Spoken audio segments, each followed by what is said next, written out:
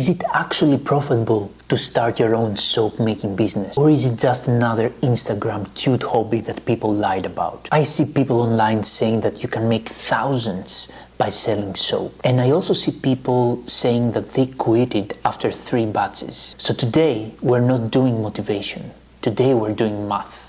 Most people start soap making for the wrong reasons. They say, I will make a few bars, sell them, and make hundreds of dollars. But what actually happens in reality is that they buy 10 different oils, they make 3 different recipes, one of them fails, the other one accelerates, and they end up losing $200 out of nowhere. So the real question is it actually profitable? I'm going to walk you through 2 different scenarios. One is a simple soap made with only just one oil, olive oil and sodium hydroxide, otherwise known as lye. And the second scenario is a luxury soap bar that's made with olive oil, avocado oil, coconut oil, shea butter, and castor oil, a balanced soap that is both cleansing and conditioning for the skin. It also contains a blend of essential oils, so that's a more realistic scenario. After we look at the 2 cases, we're going to talk about the most important thing about earning money as a soap maker, which is not the cost of the materials, it's not the cost of the soap, but it's something completely different. So let's look at the first recipe. And the first recipe, the first scenario, is a very simple recipe that you can also find out there. It's a soap made with only olive oil, 100% olive oil. This is also known as castile soap in some areas, and this is a soap that is very high in oleic acid, is very conditioning, very nourishing for the skin. It's a soap that is very suitable for people with sensitive skin. It's a soap that is very suitable for people who get very dry skin. And the reason for that is olive oil does not bubble. So the substance that actually bubbles in soaps is usually coconut oil. Coconut oil is high in lauric acid, and it's what creates a lot of fluff and bubbles. But olive oil doesn't do that. Olive oil creates a very conditioning and nourishing lather. And that's why it's suitable for people with sensitive skin.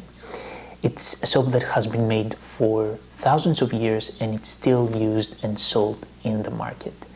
So we have here the ingredient is olive oil. We're gonna use 1000 grams of olive oil for this recipe, and we're gonna use lye, otherwise known as sodium hydroxide. And for anyone who is new to this channel, in order for soap to be made, you need olive oil, you need your oils or butters, you need sodium hydroxide, otherwise known as lye.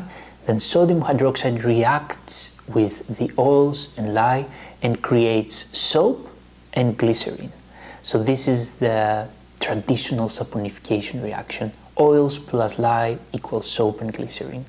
So in our case, we're gonna need 128 grams of lye for this recipe.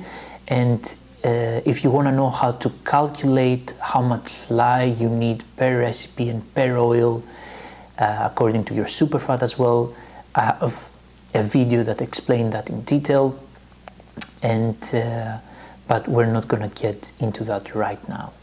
So olive oil will cost around 9.7 euros for 1 kilo of oil. I'm using euros here because I'm in Europe, and I'm also using grams for that reason. And then we're going to have 128 grams of lye, which costs around 1 euro. So lye is quite cheap. It costs 7.9 euros per kilo, at least here in Europe. I'm sure you can find it perhaps cheaper in other places. So the total cost of this will be around 11-ish euros divided by 10. So this is basically, this recipe here is enough to make 10 soaps of 120 grams, which is a really good size. So it will cost overall 1 euro per soap for this super conditioning and nourishing Very simple recipe, without any essential oils, without nothing. So that's what it would cost you material-wise to build this recipe. And now I would like to go to the second scenario. So the second scenario includes essential oils, and it also includes many different oils and butters. Let's take a look at the second scenario. So we have our ingredients listed here. So we have olive oil, shea butter, avocado oil, coconut oil, castor oil. We have our scent. I'm using a fragrance oil here, of course, but you can use different things. We have our lye, we have our packaging, and we have the DI water.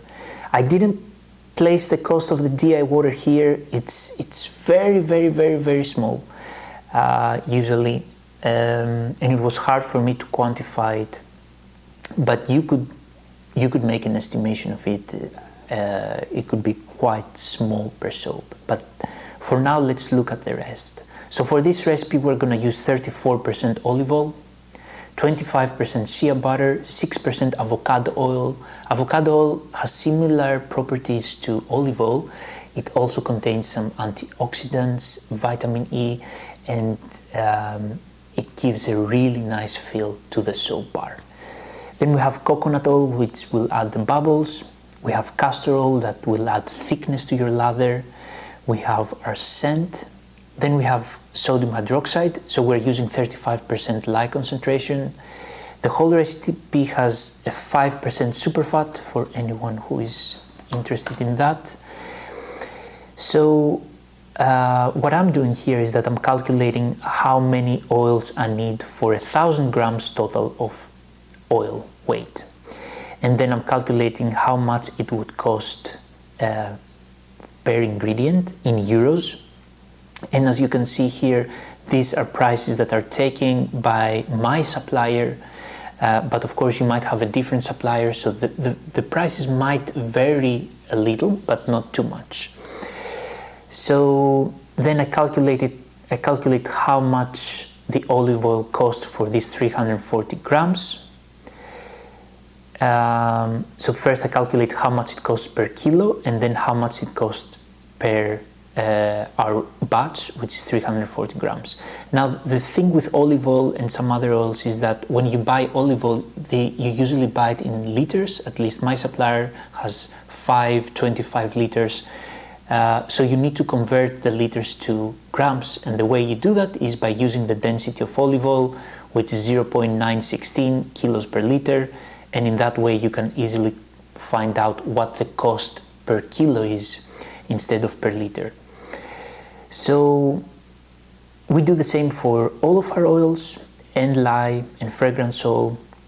I added here 0.5 euros for packaging. Of course, its packaging is different.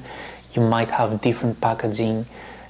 Some people like to use a very simplified packaging where they just put some craft paper, a very simple label. Some people like to use a soap box that is a bit more, looks a bit more fancy. It also depends on the quantities you buy. So if you buy large quantities of packaging, it might be even lower than 0.5 euros. So this is also depending on your production, but here we will just set it at 0.5. So the total cost for the whole soap will be around 21 euros for the whole batch, and we can create around 8 to 9 soaps. So let us say 8 here. Actually, this is way more. This is 140 grams. So we can basically create 8 soap over 140 grams, which is quite big soap. It looks like that basically. This will last you a long if you cure it properly. So that will cost around 2.7 euros per soap. The market price for these type of soaps that are cold processed, handmade with cold processed organic oils like avocado oil, olive oil, shea butter, coconut oil, it can be anything from 9 euros up to 12 euros. I've seen even higher than that. So of course there is a profit margin there, but the most important thing about soap making is that it's not only the cost of the materials and the packaging that matters.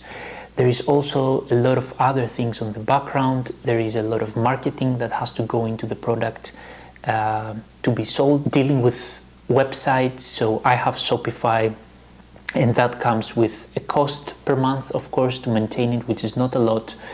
But of course, you have to maintain it, you have to upload photos, you have to be active in social media. Then, of course, there are a lot of other costs associated with soap making, which is delivery, which is some safety assessment. Of course, you have to get a safety assessment for your products to be sold.